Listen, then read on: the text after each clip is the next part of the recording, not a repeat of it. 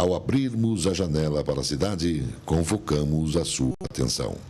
No programa de hoje, o advogado, professor, comentarista, homem que não mede palavras quando cobra a responsabilidade pública dos políticos do nosso Estado. O G-Book é a próxima atração. Saúde e bom programa, Solomar Rockenbach.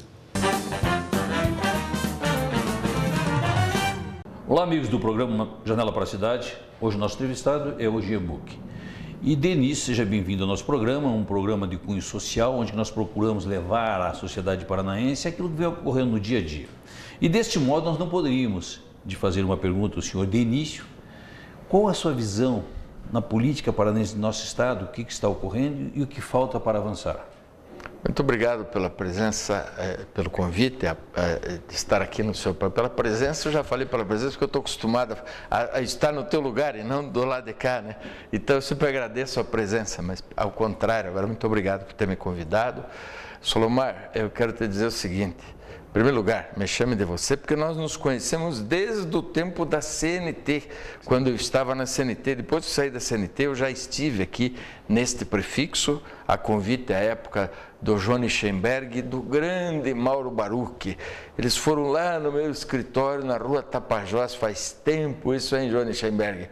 E eu passei um tempo muito positivo aqui neste veículo de comunicação, e foi graças à CWB-TV e graças à oposição que eu fazia, o Jaime Lerner na época. Já respondo a tua pergunta do governo, mas me refiro àquele governo. Eu fazia uma oposição naquela ocasião à privatização da Copel, e graças a isso que depois eu fui para o Canal 21 e atualmente estou lá no Jornal da Massa, do grupo de comunicação do Grupo Massa, do grande, talvez o maior comunicador da televisão paranaense de todos os tempos, o Ratinho. Respondendo objetivamente, governo, tanto faz para mim, municipal, estadual e federal, todos eles devem e muito à população brasileira nesse momento. O programa chama Uma Janela para a Cidade. Trata de relação de consumo, de cidadania e de todos esses assuntos que são relevantes para o nosso dia a dia. Pois os governos, como um todo, deixam muito a desejar. Vou nominar para não ser vago. O senhor governador Beto Richa deve bastante. Ontem colocou aí à disposição da população paranaense uma aeronave na área do transporte aéreo e tal, no segmento de saúde. Aí o secretário disse o seguinte: eu quero ver agora quem é que vai negar, põe a mão na hélice. Põe a mão ele na hélice. Porque nós esperamos durante muito tempo para isso acontecer. Terceiro ano de governo e ele fica aí batendo no peito, achando que fez grande coisa. Não é por aí. E o governo federal, então, bom, sindicato da área da indústria, que você representa. Nós temos uma categoria profissional que são os técnicos industriais. Pois é, você sabe bem o que falta muito também. Eu gostaria que o senhor também... Me chame de você, né, Solomar? Por favor, somos amigos há tanto tempo. Okay. Eu gostaria que você, doutor, o G-Book, tentasse nos explicar, para levar para aqueles que nos assistem, por que o Estado do Paraná, um Estado bastante produtivo na área agrícola, industrial, é um dos que menos recebe repasses do governo federal? É simples, a resposta, no meu entendimento, decorre de um raciocínio cartesiano. Você não pode ter alguém no governo federal, na segunda posição da República, que é a dona Geleizinha Hoffmann, que é a nossa ministra, chefe da Casa Civil, com um objetivo específico político de disputar o governo do Paraná em contraponto ao atual governador. Então, toda vez que você fala em beneficiar o Paraná, em aumentar o insumo, em devolver aquilo que o Estado do Paraná produz, esbarra na vontade política. E aí não é uma crítica pessoal a ela, porque os políticos todos agem assim.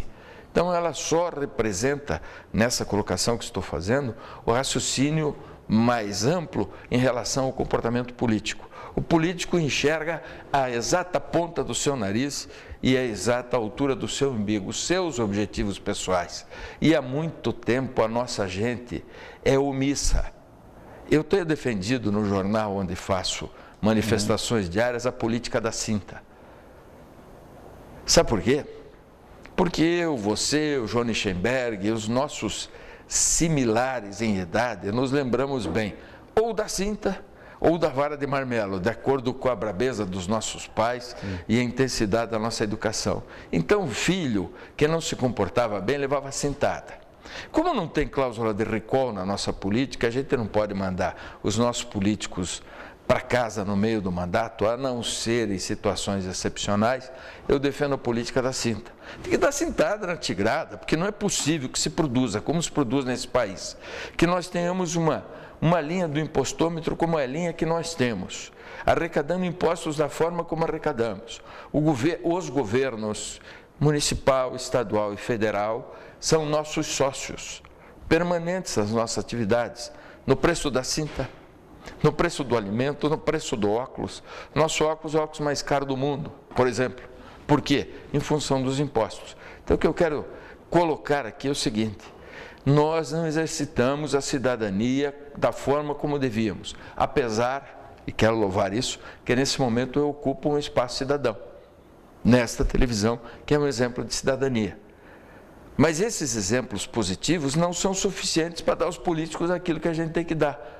É um basta, é um já te vi, vamos trabalhar para o povo, que é o povo que precisa de vocês. Aproveitando nessa mesma linha, eu gostaria de ouvir a sua sugestão no que deveria ser feito para mudar essa realidade. Veja, a primeira mudança real decorreria da modificação da lei eleitoral. A lei eleitoral, entre as que estão em prática no nosso país, é a mais antiga. É uma lei que nos remete ao período revolucionário ainda. Então, toda nova eleição, inclusive esta de 2014, se baliza pelas resoluções eleitorais. Aí, a gente tem aquele velho dilema histórico, né? O ovo ou a galinha. Por quê? Porque nós vamos pedir a quem? Aos nossos legisladores que mudem a legislação eleitoral. Mas nós vamos pedir à raposa que cuide do galinheiro. Por quê? Porque essa legislação eleitoral favorece a reeleição, favorece a manutenção dos partidos políticos da forma que eles estão, recebendo dinheiro. Por exemplo, o Delúbio, condenado, está sendo contratado pelo partido político dele, no que não diverge e não difere de nenhum outro, por R$ 4.500 mensais. Mas de onde é que o partido tem dinheiro para pagar R$ 4.500 para um sujeito que é condenado pela justiça? Bom, é do fundo partidário. O fundo partidário vem da onde? Vem da sua contribuição, da minha contribuição e da contribuição do povo brasileiro. Então, aqueles que precisariam mudar a legislação eleitoral não vão fazê-lo. São os nossos deputados, neste caso específico, os nossos deputados federais. Por quê? Porque eles se reelegem e cansativamente se reelegem. Eu gostaria também, já que estamos falando da política, e o senhor ou você, obrigado, conhecedor da política de nosso Estado, qual a sua visão para as próximas eleições que ocorrem esse ano? Quais os prováveis candidatos a ocupar o Palácio Iguaçu?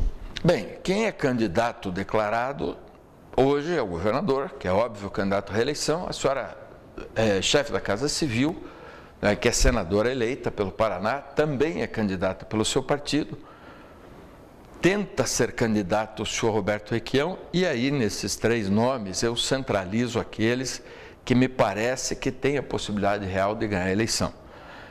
Penso que todas as pessoas que minimizam ou menosprezam as chances de Roberto Requião cometem um erro ótico. O Requião é mau amigo, é mau companheiro, é desleal com quem o ajuda. Para ser ameno com ele, estou sendo ameno agora, gentilzinho. Mas o fato é o seguinte, ele é uma força eleitoral. Se o Requião conseguir legenda, ele é candidato sim. Eu gostaria também que você falasse para aqueles que nos assistem, essa ideia do governador Roberto Requião, hoje senador, disputar essa eleição, ele tem espaço no PMDB? A situação dele no partido é uma situação muito complicada. Ele vem favorecido, nesse momento, não pelo PMDB regional. O PMDB regional está dividido, são três forças, Os deputados estaduais representam inequivocamente uma força dentro do partido, representa também uma força dentro do partido o senhor Orlando Pessutti, que é o ex-vice e também ex-governador do estado do Paraná, e o senhor Roberto Requião tem cerca, pelo menos a informação que eu tenho, de 30% do diretório. Isso não garantiria para ele a sua candidatura. Porém, existe uma circunstância federal. Qual é a circunstância federal? A análise das pesquisas diz claramente que se a eleição for entre Gleisi e Beto polarizada, não dá segundo turno.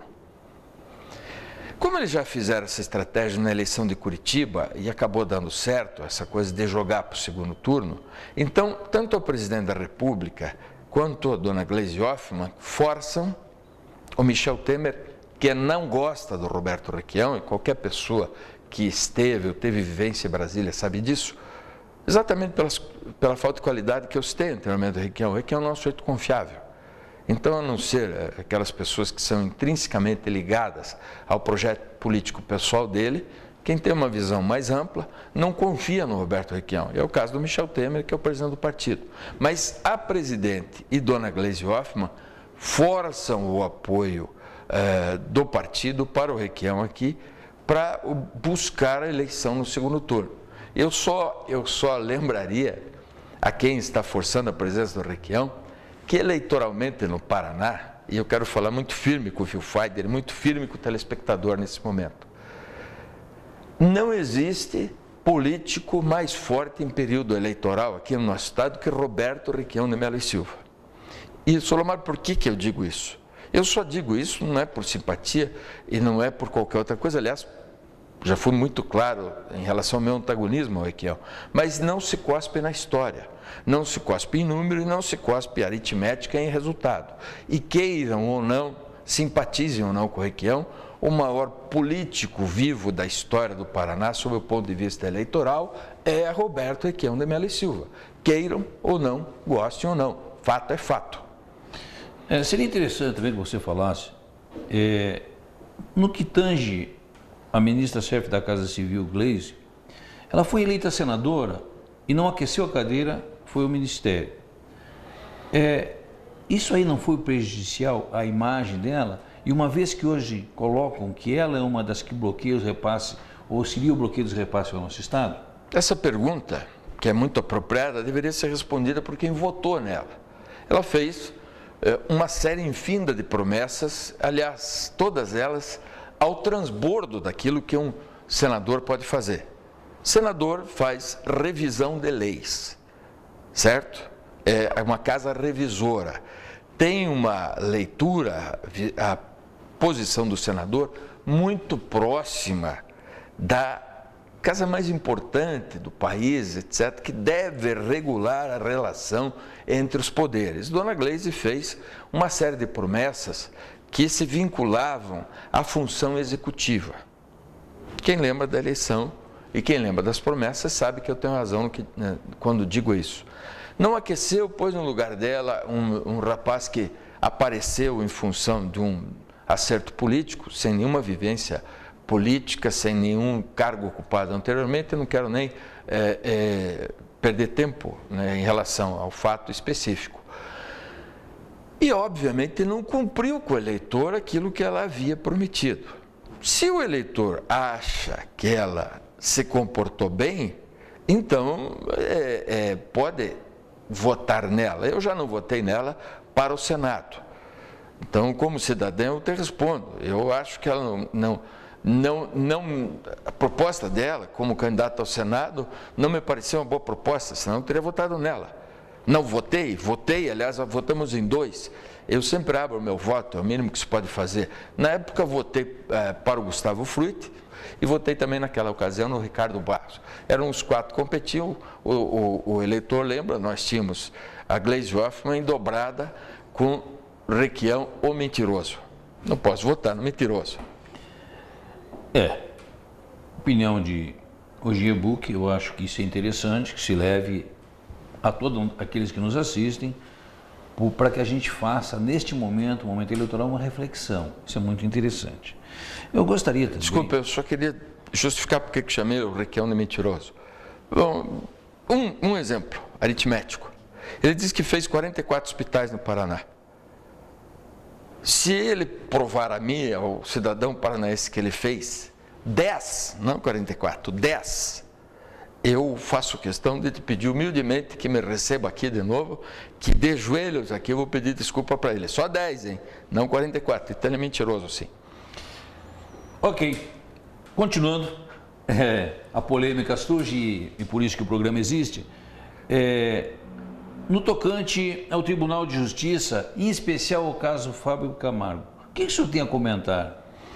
Deixa eu te dizer o seguinte, eu sou amigo pessoal, histórico, do ex-presidente do Tribunal de Justiça. Amigo pessoal, amigo de família, sou amigo do Fábio Camargo, por conseguinte, sou amigo do pai dele e sou amigo dele. Desde um primeiro momento, entendo que tanto o pai quanto o filho se envolveram numa contenda e numa disputa altamente desfavorável. E essa contenda em que ambos se envolveram teve um resultado que todos aqueles que eram amigos, tanto do Dr. Cleito quanto do Dr. Fábio Camargo, haviam advertido a ambos que aconteceria. Então eu me sinto muito à vontade com a pergunta, porque tanto com relação ao pai, com relação ao filho, eu avisei o que eu achava que ia acontecer. E quero ser bem claro, durante todo o tempo que me foi possível, eu defendi a ambos. Neste momento existe uma contenda na justiça e ambos então têm a possibilidade de se defender na justiça. Erraram sob o ponto de vista da ótica perseguida. E mais, os gestos são emblemáticos. Existe uma fotografia na posse de ambos no Tribunal de Contas, aliás, na posse do Dr. Fábio Camargo. E aquela fotografia contribuiu profundamente para que ambos enfrentassem esse processo que estão enfrentando. Às vezes, Solomar, isso vale para todos nós, vale para mim, muito especialmente, o ditado, sapateiro e seus chinelos, é um ditado de muita sapiência. Eu já tive programa nacional na CNT, programa que era exibido ao vivo no Rio de Janeiro, em São Paulo, Pernambuco, Bahia, Rio Grande do Sul, enfim, no estado do Paraná. 2 anos depois, João Lichtenberg, aqui presente, assistindo essa entrevista, na condição de diretor, e Mauro Baruch vão ao meu escritório na Tapajós me dar uma oportunidade de recomeçar na televisão, aqui, neste prefixo. Então, o ditado sapateiro, seus chinelos, insisto, vale para todos nós. Porque, às vezes, a gente, quando está numa posição que acha que é privilegiada, etc. e tal, e que se imagina no Monte Olimpo, pensa que é Deus. Mas não é. Nós somos homens muito simples, com garantias muito pequenas e com inúmeros, mas inúmeros, não são poucos, falo por mim nesse caso agora, nós temos muitos defeitos. E os defeitos que a gente tem, não raras vezes, representam a nossa queda passada, presente e futura. Por isso, aquele que esquece o seu passado, está condenado a repeti-lo. E sem o dom da prédica, evidentemente, mas, olha, eu já tenho 62 anos. Quando eu tinha muito menos do que isso, eu imaginava, quando eu chegar aos 60, eu não vou errar. Bom, eu tenho 62 e continuo errando. Tento não errar, mas erro. Isso aí é interessante. Agora, o importante é que jamais percamos a esperança de continuar acertando, né? Eu acho que isso aí é o objetivo primordial. Mas essa é a nossa obrigação, né? Nossa obrigação. No entanto, às vezes parece que o Brasil existe uma série de distorções. Eu, inclusive, gostaria de fazer essa pergunta a você, né? Que somos praticamente da mesma idade. Existem diversos desvios no Brasil, ocorreram diversos desvios de dinheiro, no caso do mensalão do DEM, no caso de Delúbio que você acabou de citar. O que precisa mudar É a vontade dos políticos, a ética na política ou a legislação? Porque eu entendo de uma forma que se a justiça condena, o lugar de condenado não é na prisão? Claro que é. O que precisa mudar aqui, sabe o que é? Precisa mudar a percepção. Por que eu digo isso? Porque os poucos condenados que existem no Brasil, os poucos, que são só os do PT, mas faltam os do PSDB, faltam os do DEM, né? Não dá para centrar só no pessoal do Mensalão. O Mensalão foi um desvio criminoso de função e de finalidade.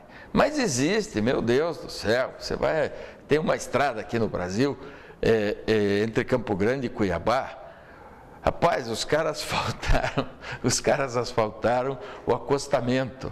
E aí dizem que tem outra pista. Aqui em Maringá, recentemente inaugurou-se aí aquela empreiteira, que é muito ligada ao Paulo Bernardo, aí inaugurou aquele desvio lá de Maringá, o contorno de Maringá, levou 32 meses, 32 anos para fazer, 300 aditivos. Essas coisas que são aceitas por nós como coisas comuns, não podem ser aceitas como coisas comuns. E eu gosto muito daquela visão de Adam Smith. Rousseau, que é um poeta da economia e da filosofia, achava que a corrupção decorria da política. Quando isso foi analisado por Adam Smith, ele já colocou que não é assim, a corrupção não decorre da política, a corrupção decorre do gênero humano. Somos nós, os seres humanos, que somos corruptos. E aí, nas diversas atividades às quais nos propomos. A política, como ela vive sob óculos da imprensa, veja, é política e polícia, e futebol, né? Tudo isso que compõe o jornal. Certo, Joane? Nós que já fizemos jornal juntos. É política, futebol e polícia. Então, eu já fiz um jornal junto com o Joane também. É verdade. Não ganhamos dinheiro, né, Joane? Mas fizemos um jornal, fizemos. E incomodamos os caras bastante. Mas aí, assim, decorre a corrupção do comportamento do homem. E na política, isso está exacerbado. O que precisa mudar? Precisa mudar o comportamento do cidadão. Doutor é sujeito que defendeu tese na universidade.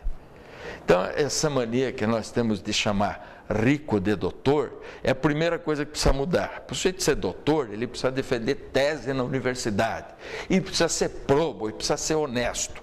O sujeito que põe dinheiro no bolso e posa de rico porque desvia dinheiro de construção de estádio de futebol, ou de cadeira de estádio de futebol, ou de estrada de rodagem, e é onde tem que fazer um leito de 32 centímetros, faz de 16. Isso tudo, em país sério, seria caso de prisão peremptória ou, na terra árabe, de coisa mais séria, corta a mão, corta o dedo e tal, sabe? O Brasil vive a sensação da impunidade. E a sensação da impunidade nos conduz às pequenas transgressões. É jogar o lixo no chão, é ultrapassar a velocidade, é ir no shopping e tentar parar na vaga do idoso. Coisas que aparentemente são pequenas, mas que fazem o conjunto da obra. Nós precisamos mudar como gente. Eu gostaria também de ouvir a sua opinião. Para que o Estado seja um Estado desenvolvido, que avance com firmeza, o investimento em infraestrutura é fundamental? Mas é evidente. O Paraná passou 8 anos parado no tempo do Requião. O Requião não gosta de investir em infraestrutura. O Jaime Lerner tinha feito um investimento relevante no anel da integração. Não estou falando de pedágio. Pedágio é patifaria, não estou falando disso. Pelo menos o pedágio como está e como é colocado no Paraná e quanto ele custa. E isso a indústria sabe bem, né? O peso no produto industrializado ou no produto do agronegócio é absolutamente brutal, nos torna menos competitivos. Eu estou me referindo, então, àquilo que você está falando, que é estrada, são as obras de saneamento básico, são as obras de mobilidade, seja ela urbana ou não. É claro que não se desenvolve um país sem obras de infraestrutura. Um motorista norte-americano, ele vai costa a costa, motorista de ônibus, ele faz costa a costa em 24 horas sem transgredir a lei, dentro do limite de velocidade praticado nos Estados Unidos. Sabe por quê? Porque ele não para em nenhuma cidade, ele não entra em nenhuma cidade, ele tem rodovia, ou seja, infraestrutura que permita o deslocamento a tempo e modo. No nosso país, quando nós construímos alguma coisa positiva, a linha verde está aí, ela é positiva naquilo que ela foi construída. Acho que todos nós concordamos. Mas faltam as obras de engenharia, as obras de arte da linha verde, naquilo que foi construído, e tem uma parte que não está construída. Então, você me pergunta, precisa de infraestrutura? Precisa de tudo na infraestrutura. Outro assunto também, muitos comentam, estamos chegando próximo aí, a Copa do Mundo. Na sua visão, o que a Copa do Mundo irá trazer em benefício de nossa gente? Nada. Vai trazer o quê? As obras de mobilidade estão, eu estou falando de Curitiba, estão paradas. A arena onde vai se jogar o futebol está atrasada. Daí dizem que no dia do jogo de futebol vai ter feriado. Mas eu pergunto, quantas pessoas cabem na lindíssima arena quando ela ficar pronta? Já era linda. Não, acho que não precisava nem reformar para fazer Copa do Mundo. Vai jogar Zaire e Três Coquinhos. E os caras da Espanha, que é a seleção campeã do mundo, jogam em estádios iguais ou piores. A arena, que já era, insisto, já era lindíssima e moderna. Mas, enfim, fora um estádio de futebol que pertence a uma instituição privada, as outras obras, elas já deveriam ocorrer em Curitiba e estão extremamente atrasadas. Então, o que a Copa do Mundo vai trazer para nós é mais um exemplo de enorme corrupção de uma ONG, uma organização não governamental chamada FIFA, que tem lá os nababos e tal, e aí chega na hora e não adianta, a gente não pode ser hipócrita. Vai chegar na hora, toca o hino nacional, aquele negócio, a canarinho está no campo, a gente diz, eu não vou torcer, torce. Torce porque nessa Copa que existiu aí, aquele guri, o perna fina, já fez um golaço contra o Japão, e aí não deu, e toca o hino nacional, e a gente torce porque queremos ou não, o futebol é o esporte de todos nós. Ok, nossos agradecimentos ao GG Book, apresentador e advogado, e conhecedor do nosso estado, que levou a sua mensagem e tenho certeza de contribuir muito para mostrar como é que está o nosso estado, o nosso município, enfim, a conjuntura do nosso país. Obrigado, Dr. Gebuc. Obrigado, Solomar. Eu agradeço o convite mais uma vez e quero dizer o seguinte: a janela da cidade, ela sempre tem que estar aberta. Não raras vezes, ela está fechada e os vidros mal lavados. Então, este programa que você faz, como outros programas que a CWB-TV leva ao ar, tem uma relevância muito grande, porque são programas onde se pratica a liberdade. Eu disse aqui o que queria dizer, não é responsabilidade do apresentador, é minha estreita e estrita responsabilidade pessoal, as opiniões que sustentei aqui. E por isso, não só você, como a direção do veículo, tem o meu respeito, o meu carinho, o meu muito obrigado. Ok, os nossos agradecimentos e até um próximo programa.